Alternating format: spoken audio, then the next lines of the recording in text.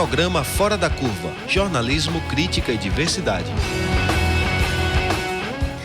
Bom dia, ouvinte da Rádio Universitária FM 99.9, também quem nos acompanha pela Rádio AM 820 kHz, a nossa rádio pública. Agora são 11h30, está no ar o programa Fora da Curva, a sua dose diária de jornalismo, crítica e diversidade.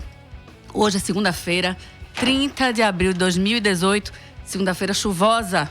Eu sou Adriana Santana, jornalista e professora de comunicação da Universidade Federal de Pernambuco.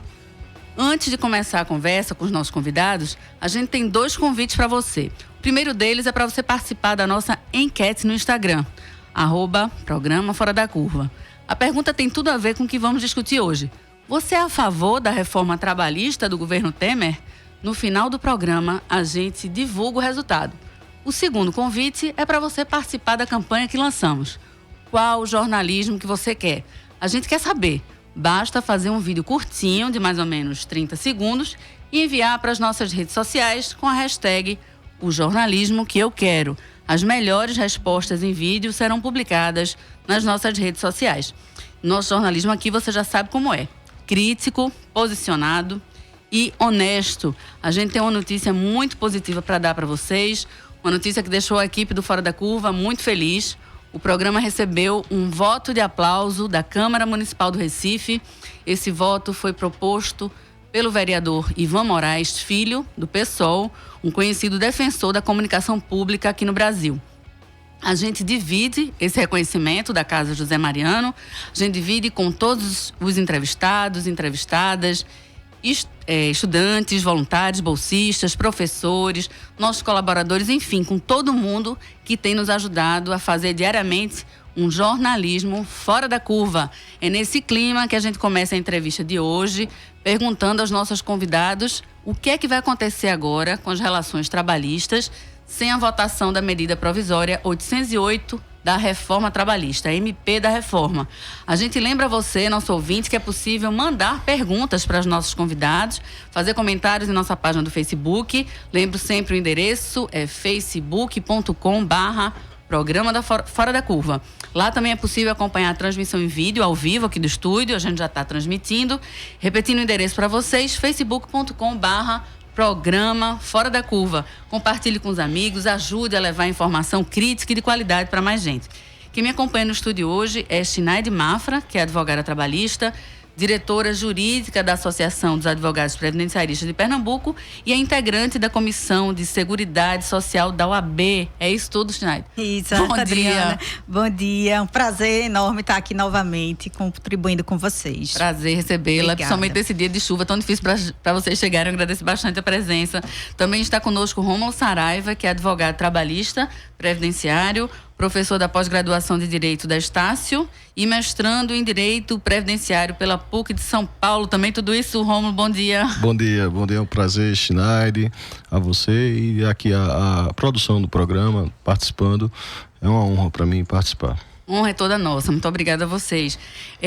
A gente vai abrir o programa, antes de começar a falar sobre a MP da reforma trabalhista, falando sobre o acampamento Marisa Letícia, em Curitiba, no Paraná, formado por manifestantes em solidariedade ao ex-presidente Lula. Estão numa vigília democrática chamada Lula Livre, e esse acampamento foi alvo de um ataque a tiros na madrugada do sábado. O ataque foi com mais de 20 tiros, deixou 2 feridos. O integrante do acampamento, Jefferson Lima de Menezes, levou um tiro no pescoço, foi hospitalizado, continua hospitalizado em Curitiba, em estado grave.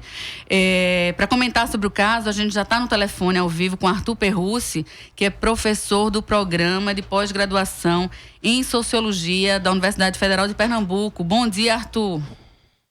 Bom dia, é um prazer estar aqui. Prazer nosso. Arthur, a gente deve esperar um acirramento ainda maior dessa violência de cunho político no Brasil, Arthur? Primeiro, a gente tem que afirmar e enfatizar bastante que isso é um ato político, foi um atentado. Sem dúvida. Repito o termo ato político porque quando você vê o papel da mídia hegemônica, principalmente da Globo, é uma despolitização da violência política. É o que fizeram, inclusive, com Marielle, colocar como uma questão ligada à violência. Não, O assassinato de Marielle é também, prova, inclusive, da escalada da violência política. Então, a gente tem que colocar que isso é gravíssimo, porque significa dizer que a extrema-direita brasileira está se armando. E a gente vai ter eleições, ou é provável que tenhamos eleições, a gente é um tanto incerto, por causa da conjuntura, mas a tendência é piorar a situação. Então, o que aconteceu no acampamento foi gravíssimo. E é espantoso como diversos políticos, né, e a própria mídia e o setor jurídico em Curitiba ficam em completo silêncio. É aterrorizante. Porque foi um ato político, um atentado de provocação política. E a gente tem que pensar e não cair nessa provocação. Porque o que eles querem é isso, é provocar para ter uma reação do mesmo nível. E, evidentemente, se tiver uma reação do mesmo nível, isso vai gerar uma contra-reação muito maior, muito mais visível, muito mais midiática do que esse silêncio incrível que a gente está percebendo em relação ao que aconteceu. E você lembrava, né, Arthur, agora há pouco, que esse episódio está sendo tratado em algumas instâncias, especialmente as instâncias midiáticas, né, pela grande imprensa, como um atentado de violência urbana, né, sem associação política. Eu estava escutando hoje cedo numa rádio comercial aqui de Pernambuco e o apresentador falava do atentado como se fosse uma confusão em Curitiba, né? Então, essa tentativa de despolitizar o que é totalmente politizado, né? Tem um viés político muito claro, não é isso, Arthur? E a gente vê, por exemplo, o vídeo da Globo do Paraná, é aviltante.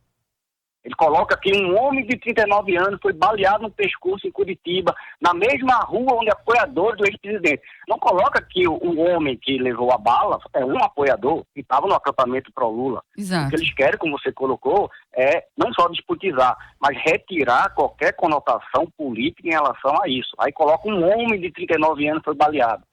Né? E claro, não vão investigar nem um pouco isso, né? Vão deixar, o ideal nesse caso é o silêncio ou a desvirtuação mesmo da notícia. O Arthur, e o papel, na tua opinião, o papel da militância, o papel até do cidadão comum brasileiro nesse momento em que os ânimos estão tão acirrados, não só os ânimos acirrados, né? As ações violentas infelizmente estão acontecendo. Você acha qual deve ser o nosso papel, o papel do cidadão comum face a essa situação limite no Brasil? Eu acho que é uma resistência democrática em relação a essa escalada da violência política. Não é cair na provocação. Porque o que eles querem, que os fascistas querem, é que se caia na provocação. De repente, algum militante, algum membro do movimento social, de partido de esquerda, né, façam o mesmo tipo de atentado, de ato político. Isso não pode acontecer. Porque se acontecer isso, significa cair na provocação. Sem dúvida. Então a gente tem que ficar muito atento a ter uma reação, né, uma reação democrática, de esclarecimento, de visibilidade, de colocar a discussão numa discussão, um diálogo democrático. Agora, se cair nessa provocação, aí estamos numa situação muito perigosa, porque eles querem isso. Não sei se vocês viram, né, que houve um empresário, né, bolsonarista, um empresário que foi xingar no dia da prisão de Lula, lá no Instituto Lula. Aí ou foi empurrado, ou caiu, não sei, bateu com a cabeça. Bem, o que aconteceu depois foi desproporcional. Toda a mídia falou sobre isso. Colocou como, vejam, são os violentos, né, estão fazendo violência política. Então, esse tipo de ação, se você reage da mesma forma, é evidente que a contra-reação vai ser muito maior. E essa provocação vai poder ser utilizada para outras coisas, inclusive piores, né? Intervenções, né? Um clima mais pesado ainda de perseguição, que está vendo a perseguição do caça às bruxas, estão caçando, de fato, principalmente petistas, né? Verdade. Então, minha sugestão é resistência democrática, continuar a resistência democrática, mobilização, nada de cair na provocação. Que Arthur, a gente ouviu agora, muito obrigada, Arthur Perrucci, que é professor de programa de pós-graduação em Sociologia da UFPE. Bom dia, Arthur, e a gente conversa contigo. A gente volta a falar do tema e a gente te liga mais vezes. Obrigada, Arthur, bom dia. Tá bom, tchau, obrigado. Bom, a gente ouviu Para vocês que ligaram agora no programa, a gente estava conversando com Arthur Perrussi, que é professor de Sociologia da UFPE. A gente estava falando sobre o atentado do viés político que ocorreu neste sábado em Curitiba contra um acampamento de resistência do movimento Lula Livre, que vitimou 2 pessoas e uma está em estado grave, Jefferson Lima de Menezes. A gente acompanha o caso em seguida, mas agora a gente vai voltar a falar sobre a reforma trabalhista, outro descaminho atual brasileiro. A medida provisória 808, que regulamentaria, né, a reforma trabalhista do governo Temer, não foi convertida em lei. Ela perde validade, causando uma série de consequências aos trabalhadores e trabalhadoras brasileiras. A MP tinha força de lei, foi editada pelo governo em novembro de 2017, na verdade, uma espécie de abrandamento da reforma, né?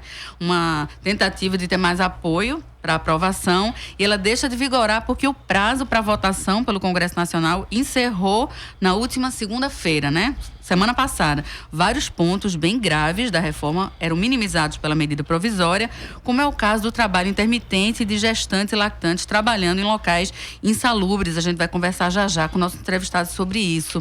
E eu queria já começar perguntando a ti, Schneid Mafra, por que essa medida provisória é tão importante, é tão relevante no andamento da reforma trabalhista no Brasil? Oi, bom dia ouvintes, bom dia colegas. Bom dia. O grande detalhe, como você já levantou, Adriana, era que a reforma era muito pesada, era muito drástica, e a gente veio debatendo isso aqui desde a época que ela começou a ser discutida. Só que para aprovação, eles realmente editaram a MP, tanto é que a lei começou a valer no dia 14 de novembro, né? Logo na segunda-feira subsequente começou a valer a MP, que tirava o trabalho intermitente, a jornada 12/36 de forma deliberada para qualquer categoria. E por óbvio que, como é uma reforma que tem um caráter empresarial, foi feita a MP para aliviar, e não houve interesse dos políticos em aprová-la de fato. E agora, pelo andar da carruagem, né, pelo que se comenta dentro do Senado, é que de fato isso vai ficar para 2019. Porque não dá para se editar outro decreto agora, começando o legislativo, enfim, tem eleições, então certamente teremos 2018 inteiro e boa parte de 2019 com essas leis valendo. Rômulo, quais são as consequências diretas trabalhistas, né, que se afiguram em decorrência da não votação da MP? O que é que fica valendo para o trabalhador agora? A MP, ela tinha aspectos, em sua grande maioria, que conseguiam, de certa forma, abrandar a situação da reforma trabalhista que foi iniciada em novembro de 2017, mas também tinha pontos negativos, né? Então, por exemplo, a lei que instituiu a reforma trabalhista, ela era omissa em relação à questão da retroação dos efeitos jurídicos daquela reforma. Retroatividade. Então, a gente não sabia se valeria ou não para os contratos antigos, anteriores a 2017. Então, a lei, quando iniciou-se no dia 14 de novembro, havia uma compreensão geral de que ela começaria a valer a partir dali para frente. E a medida provisória, ela contrariava essa retroatividade, ou essa não retroatividade, porque a medida provisória andou, né, tratando especificamente de que os efeitos da reforma alcançariam contratos de trabalhos firmados ou em andamento antes de 14 de novembro. Então, esse aspecto especificamente da medida provisória 808, na minha ótica, é negativo, porque ela, vamos dizer assim, andou de maneira clara, né, dispondo sobre os efeitos jurídicos da reforma trabalhista. Como a reforma, existe uma compreensão, pelo menos na grande parte da comunidade jurídica, de que não foi agregadora ao patrimônio jurídico dos trabalhadores. Então, esse aspecto de retroagir os seus efeitos seria algo negativo, e com a perca da validade da medida provisória, haveria uma compreensão que seria só realmente dali para frente. Então, seria a única vantagem, então, da não votação da reforma. Exato. Agora, os demais pontos, né, a lei que institui a reforma trabalhista foi muito polêmica dentro do Congresso Nacional, e como contraponto para que houvesse, vamos dizer assim, abrandamentos, né, das pessoas que se insurgiam contra pontos radicais, a exemplo da questão da exposição da mulher ao trabalho insalubre, a mulher gestante. Então, a medida provisória veio ali como forma de tentar acalmar os ânimos daqueles que tiveram que votar com o governo, mas que não concordavam integralmente, principalmente com esses pontos mais polêmicos. Estavam sendo pressionados, né, pelos eleitores a não votar. Exatamente. Então, consequências jurídicas da reforma são sentidas em vários pontos em relação à questão do que tratava a medida provisória. Eu diria que o ponto mais importante é em relação justamente à trabalhadora gestante, em que vai poder, vamos dizer assim, poder expor-se, né, ao contrato de trabalho com atividade insalubre. Né? A lei, ela dispõe de que a empresa, desde que o método do trabalho assinale que ela poderá exercer aquela atividade em ambiente insalubre, ela terá que fazê-lo. Né? E isso é precário porque, infelizmente, nem sempre a opinião do laudo médico é confiável, principalmente do laudo médico da empresa. Da empresa, lógico. É evidente que isso não é uma regra, existem profissionais respeitáveis e confiáveis. Mas há a possibilidade. Mas há a possibilidade de haver uma ingerência por parte da empresa na opinião do médico. Né? E isso aí poderia, já que a gente está falando de consequência, uma consequência imediata, porque a medida provisória caiu dia 23 de abril. Semana passada. E não se sabe como o Congresso Nacional vai atenuar essa situação, principalmente pelo que a doutora Mafra falou em relação ao início aí do período eleitoral. O Congresso, ele teria a perspectiva de fazer um decreto legislativo, mas existem diferenças entre a medida provisória e o decreto. A medida provisória ela pode ser muito mais contundente, ela tem um campo, inclusive, de neutralizar pontos da reforma trabalhista. Com força de lei mesmo. Com força de lei. Já o decreto, pela sua tradição, ele teria apenas o papel de regulamentar algo que já estava previsto na lei. Então ele teria um limitador em relação à abrangência das consequências jurídicas. A reforma teria uma força, a MP tem uma força bem maior do que o decreto, né? Tem uma liberdade de poder ir de encontro. Então, não se sabe por quanto tempo o governo, qual vai ser a solução jurídica, se vai ser um decreto legislativo ou se vai vir uma nova MP após o período eleitoral.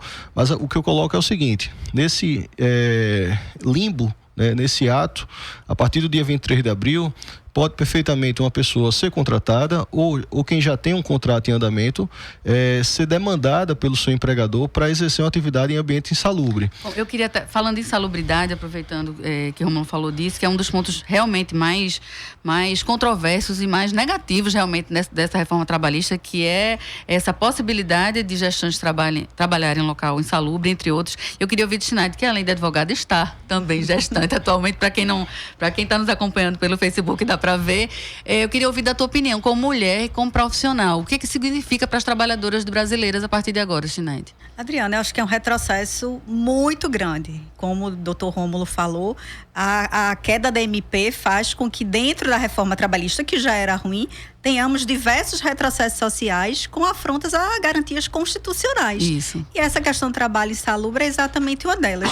Como é que eu posso, né? E as pessoas não sabem, mas são graus diversos de insalubridade, né? Tem o mínimo, o médio, o máximo.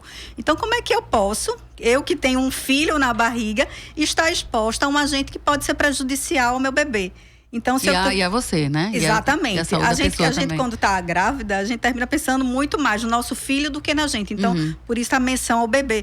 Então, se eu estou exposta a um hidrocarboneto, por exemplo, eu posso ter uma malformação. Uma radiação. A radiação, eu posso ter um filho com um defeito genético. Então, isso não é nem um pouco razoável. Na realidade, é um absurdo. E puxando também um pouquinho para o que o doutor Rômulo falou já, para a questão da retroatividade da lei, uma coisa importante é que as leis, quando elas são elaboradas, elas passam a valer em regra dali para frente. A lei, ela não retroage para prejudicar, inclusive. Como se não tivesse havido a legislação anteriormente, Exatamente. Né? Então, se eu tenho um contrato de trabalho há 15 anos com a empresa, não posso, depois da legislação trabalhista, ser prejudicado pela nova legislação. Foi exatamente o que o doutor Rômulo estava explicando. Schneid e Rômulo, além a gente estava falando sobre a situação das gestantes poderem trabalhar em algumas situações de perigo, inclusive a saúde dela e a do bebê. Quais são as outras medidas que a MP atenuava de certa forma e que vão valer novamente? O trabalho de jornada 12/36, que eles tinham regulado e depois disseram que só por meio de acordo ou convenção coletiva. E agora a gente livre. pode contratar qualquer funcionário em qualquer empresa na jornada 12 por 36. E algo que eu acho muito ruim também. Desumana, uma jornada desumana. A pessoa vai trabalhar 12 horas, folgando 36, é isso? Exatamente. E com a possibilidade de redução do intervalo entre a jornada. E aí, de maneira contraditória, a questão dos profissionais de saúde, em princípio, eles poderiam fazer o acerto diretamente com o seu empregador por meio de um acordo individual. A medida provisória colocava um obstáculo em relação a essa tratativa, de que as pessoas que fizessem a modulação de um trabalho que demandasse 12 horas e 36 horas de descanso, teria que ter uma participação do sindicato para que pudesse fazê-lo, né? E aí gera uma situação antisonômica, né? Os profissionais de saúde, em princípio, teriam a liberdade de poder fazer isso diretamente com o seu empregador, e os demais profissionais teriam que ter a chancela do sindicato. Por então, outro isso gera lado, uma situação me permitam a dúvida, e me corrija se eu estiver errado, mas por outro lado, essa negociação individual também pode ser muito mais difícil do que a negociação via sindicato, não? A força que eu tenho face a um sindicato é muito menor. A compreensão é que eu acredito que o empregado ele pode ser, vamos dizer assim, muito mais sucumbente fazendo isso diretamente com o empregador. Eu também acho, concordo com o Dr. Rômulo. Porque sim, ele tem mais risco fazendo sozinho.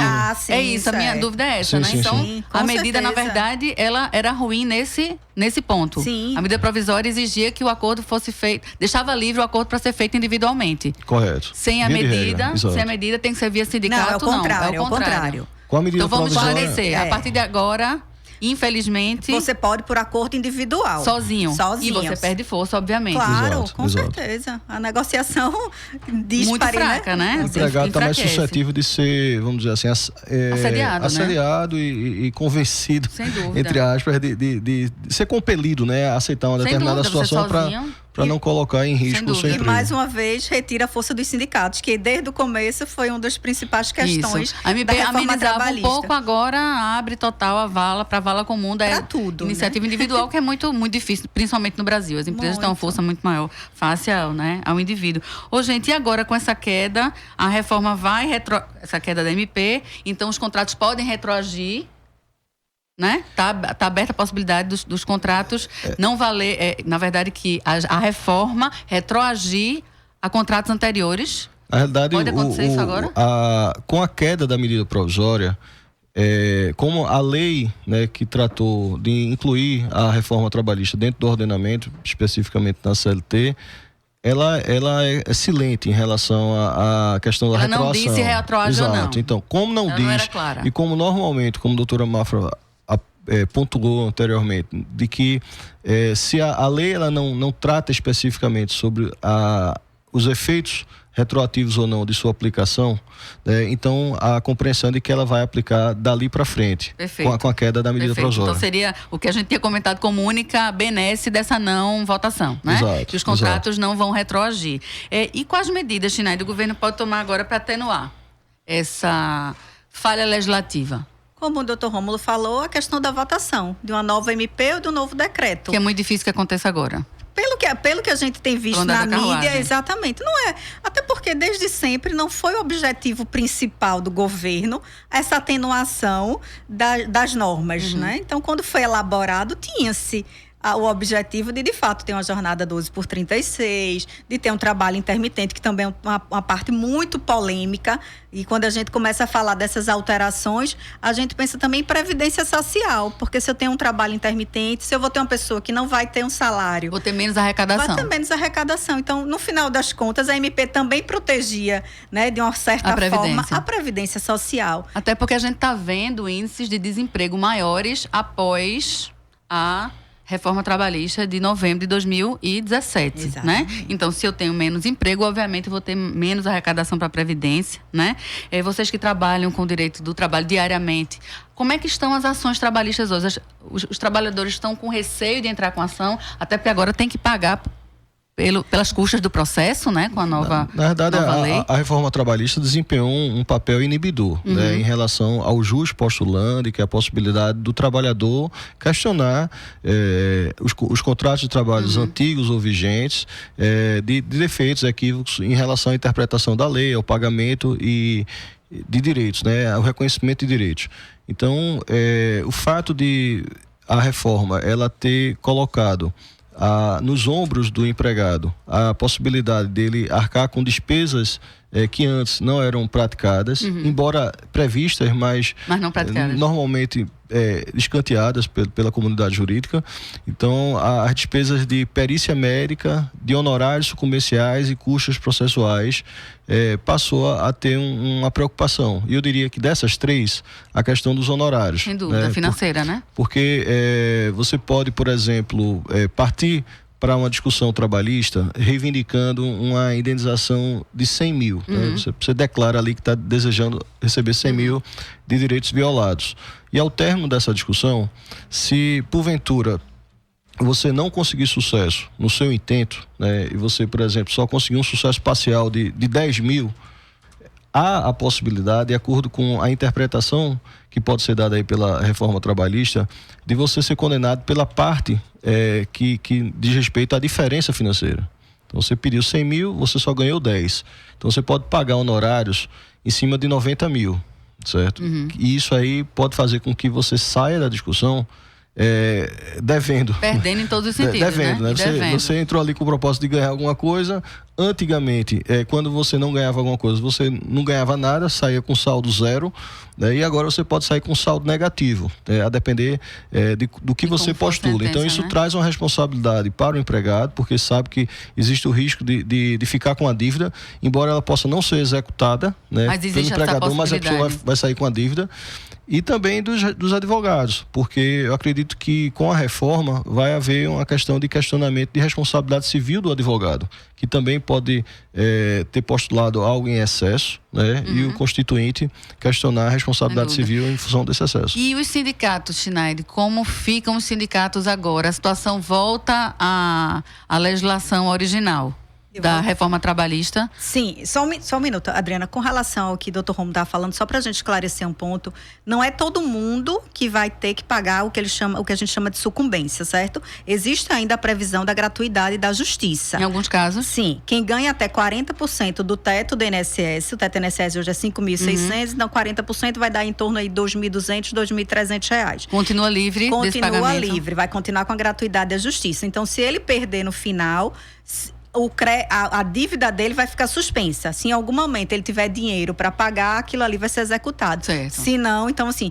até aquelas pessoas que têm um teto de até R$ 2.200, R$ 2.300 ainda conseguem a justiça gratuita. E outra coisa também importante é que o Procurador-Geral da República, né, na época da votação, entrou com o que a gente chama de ação direta de inconstitucionalidade perante o STF para que fosse discutida essa questão da gratuidade da justiça. Porque na hora que a gente conseguiu ultrapassar essa questão da gratuidade e da sucumbência, o nosso processo do trabalho já volta um pouco ao que era antes. Porque inibe essa questão do ajuizamento, né? Hoje todo mundo está com medo realmente de ajuizar. E a previsão para a votação dessa ação direta é agora, dia 3 de maio. Então, daqui 3 dias, né? Votada essa ação será especificamente. Votada. A gente já vai ter um posicionamento do STF que esperamos que seja favorável ao trabalhador, Pois né? porque isso é um entrave grande, realmente é um entrave gigantesco. E os sindicatos agora, como é que tu estás assistindo, tu advogas para sindicato, como é que está a situação dos sindicatos aqui no Brasil? Agora sem MP. Aconteceu logo de início e a gente está conseguindo retomar agora a questão das homologações, porque já que não havia mais a obrigatoriedade, já que não há na realidade, né? A obrigatoriedade de homologações no sindicato, a maioria das empresas não está indo. Então, depois de muita negociação, um dos sindicatos que eu faço parte tem conseguido retomar essas homologações. E a orientação é a de sempre. Se você não concorda com a sua rescisão contratual, procure o sindicato, que ainda é o órgão que pode te ajudar. Outro dia eu estava num tribunal e eu escutei algumas funcionárias comentando: opa, a gente não vai mais contribuir para o sindicato, todo mundo feliz que não ia ter aquele desconto. E eu intervi, eu disse: minha gente, é a única possibilidade de vocês serem fortes. Porque sozinho, e com a legislação que existia, que era uma boa legislação, já havia dificuldade, avalia agora com essa desforma trabalhista. Então imagine o meu gerente, né? Eu sou um operador de máquina numa grande empresa, vim me demitir, eu tô doente, você acha que eu vou ter algum poder de negociação?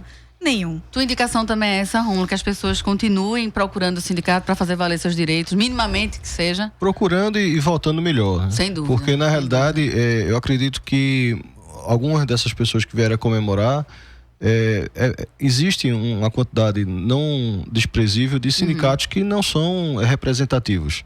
né, que estão ali apenas com uma máquina de fazer dinheiro, né? E efetivamente, quando vai se olhar as convenções coletivas, as normas coletivas que esses sindicatos deveriam fazer em favor do empregado, você vê ali o mais do mesmo, que é a repetição do que está na CLT. Então, não existe... muitas vezes existem sindicatos pelegos que não trazem agregamento para o trabalhador, e esse, em princípio, não teria por que estar contribuindo. Mas aumenta a responsabilidade, porque agora, como há um esvaziamento de atribuições dos sindicatos, então, os representantes sindicais, eu acredito que após a reforma eles vão ter uma nova leitura sobre a sua participação em função do papel sindical. Eles vão ter que efetivamente mostrar serviço para que possa arregimentar e reconquistar a confiança do empregado, para que ele possa vir a pagar. Porque aí, nesse aspecto especificamente, eu concordo que a entidade sindical é um instituto que realmente traz uma série de vantagens ao empregado no que diz respeito à força, né, dele poder estar barganhando. E a questão da reforma realmente ainda não esclarece pontos relevantes, como a questão da tarifação do dano moral. A lei, ela previa que o dano moral poderia ser exercitado em até 50 vezes, indexando o salário do empregado. E a medida provisória, ela acabou com essa diferenciação para que fizesse a indexação pelo teto máximo da Previdência Social, que é algo em torno de R$ 5.600. Com a queda da medida provisória, passa a vigorar o tabelamento de danos morais pelo salário do indivíduo. Então, não pelo teto, então... Não pelo teto. Então, na prática, você vai perceber o seguinte: 2 funcionárias que foram assediadas pelo patrão sexualmente. Né? E as 2 resolvem questionar isso, porque tem provas na justiça. Uma é a faxineira, recebe um salário mais humilde, né? R$1.000. E a outra com um salário ali de R$10.000.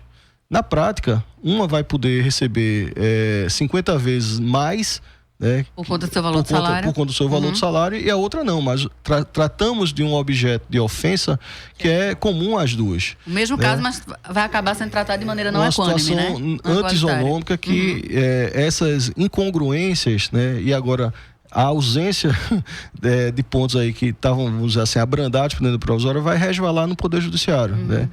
Quando nós temos leis, normas que não são claras, que são falhas, que são toscas, isso faz com que o questionamento termine caindo na mão dos juízes, que vão ter que resolver como aplicação do bom senso em relação a essas incongruências, esses defeitos da norma.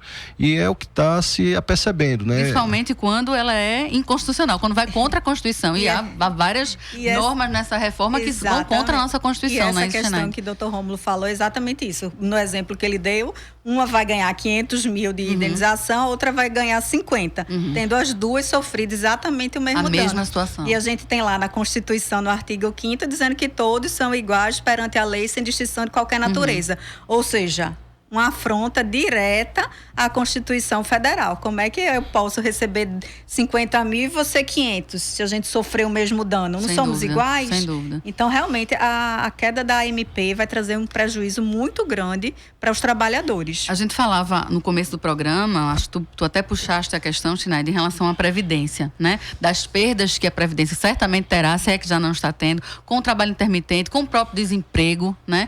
Mas a reforma previdenciária tem a possibilidade ainda de ser votada, de acontecer, difícil. Difícil. Né? Essa Temer não conseguiu. Não, essa não. Ele tentou muito, né? Foi muito investimento, muitos bilhões de propaganda, mas pelo menos para 2018 não. Acredito que o próximo governo deva mexer isso aí, segundo semestre de 2019, talvez 2020. A questão tá adormecida. Mas são duas lógicas que caminham paralelas, né? A reforma previdenciária e a reforma trabalhista, no frigir dos ovos, atendem, como tu lembraste no começo, a classe empresarial brasileira e pouquíssimo, quase nada, a classe trabalhadora, né? Na verdade, a gente tem assistido, na verdade, a gente tá com um só governo, de sabores para o trabalhador. Um governo a favor dos empresários, essa é a grande realidade. Então, os grandes empresários estão na melhor fase de vida, né? De lucros, atuando quase etc. como querem, né? Em relação ao seu trabalhador.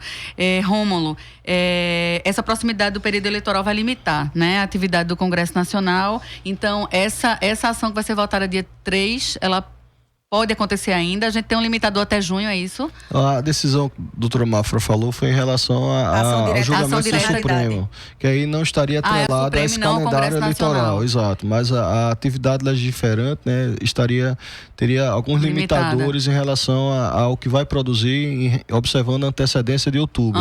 O que é que o governo pode fazer, por exemplo, já que a MP não foi votada, o governo pode lançar o quê? Um decreto, aquilo que você estava falando antes, só que não tem essa força decreto, toda. Só que ele, na realidade eu falei do ponto de vista formal, mas pode-se tudo, né? Pode-se tudo, inclusive o decreto exacerbar-se em relação à sua missão. A gente está falando, em teoria, de um Estado democrático de direito que não está acontecendo no Brasil agora. O decreto, ele, nesses termos, ele teria uma limitação, né? Mas nada impede que os políticos que nos representam lá no Congresso criem um aborto, né? Criem um decreto ainda pior que extrapole a sua atividade, né? Isso aí, evidentemente, também poderia ser alvo de contestação no futuro. Mas vocês estão estimando isso? O que é que tem se comentado em relação aos próximos passos do governo em relação à trabalhista? Ou vai se deixar como está? Adriana, realmente o que a gente tem visto é que não dá movimentação nesse sentido. Eu até estava lendo a reportagem ontem e o comentário era que as pessoas no Congresso estavam todas dando de ombros, como quem diz, realmente caiu, mas... A gente não tem muito o que fazer. Não é a prioridade. Eu entendo que hoje não é a prioridade do governo, diante de tantas outras questões, né? Inclusive denúncias. A reforma já está válida, né, então? Pois é, as pessoas teoricamente já estavam acostumadas. Muitas pessoas nem sabiam dessa MP, então achavam que valia trabalho intermitente, que já valia 12 por 36 de forma indiscriminada. Então, tá todo mundo, né? Vai se criar uma situação esdrúxula, né? De novembro a 23 de abril... Pessoas ali foram reguladas de acordo com um determinado ordenamento e do dia 24 de abril em diante já vai ser outro. E aí pessoas com o mesmo direito podem ter tratamentos diferentes em função dessa forma, né? Como foi feita a atividade. A reforma trabalhista, ela parece que tinha um grau de emergência tão grande que foi retomado um projeto de lei que já estava meio que arquivado. Houve praticamente uma necessidade de sair de qualquer forma dessa reforma. E a reboque veio a medida provisória que tentava ali consertar algumas coisas. E foi para inglês ver no final das contas mesmo, né? Acabou não valendo. E como o doutor Rômulo falou, mais uma vez joga-se o pepino para a justiça. Exato. Que vai ter que modular as questões, que vai definir e que também vai gerar desigualdades. Porque um juiz entende de um jeito, sim, depende da interpretação. Rogamos bom senso às nossas juízas e juízes brasileiros. Infelizmente, o programa está acabando. Eu gostaria de agradecer bastante a Schneide e a Rômulo pela participação. Voltarão outras vezes, porque esse tema diz respeito a todas e todos nós. O programa Fora da Curva desta segunda, 30 de abril de 2018, vai ficando por aqui agora, mas a gente vai ter uma reprise hoje, às 9 da noite, aqui na nossa Rádio Universitária. Eu agradeço bastante aos nossos convidados e convidadas. Agradeço a Edi Rodrigues pela produção, pela ajuda no roteiro também.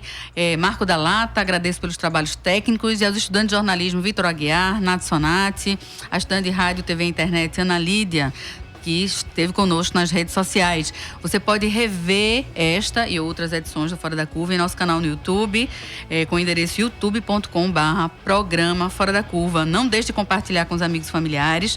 Amanhã, dia 1º de maio, feriado, Dia do Trabalhador Brasileiro e internacional, né? Dia Internacional do Trabalho. Você fica com a reprise da edição Qual o Valor Social do Trabalho Doméstico?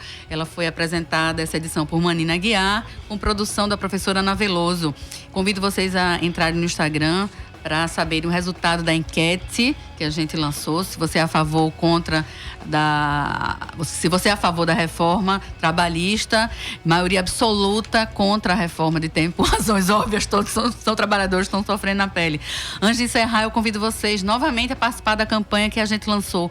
Qual o jornalismo que você quer? Você responde fazendo um vídeo curtinho, de mais ou menos 30 segundos, mas não tem aquela chatice de ser horizontal, vertical, de qualquer jeito. O jeito que você quiser, você grava o seu vídeo. Você envia para as nossas redes sociais com a hashtag O Jornalismo Que Eu Quero. As melhores respostas serão publicadas nas nossas redes sociais. Boa tarde, boa semana para todo mundo. Boa tarde, obrigada. Boa tarde, boa semana a todos.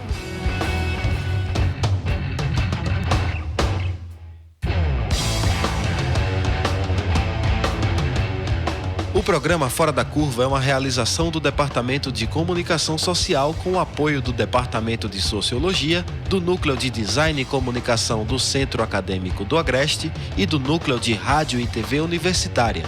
Parceria com o Marco Zero Conteúdo, Centro de Cultura Luiz Freire, Centro das Mulheres do Cabo, Centro Sabiá e Terral Coletivo de Comunicação. Esse programa fica disponível nas nossas redes sociais, na nossa página do Facebook, no canal do YouTube e no Mixcloud. A música tema do nosso programa foi composta pela banda Diablo Motor. Programa Fora da Curva. A gente fala o que a maioria cala.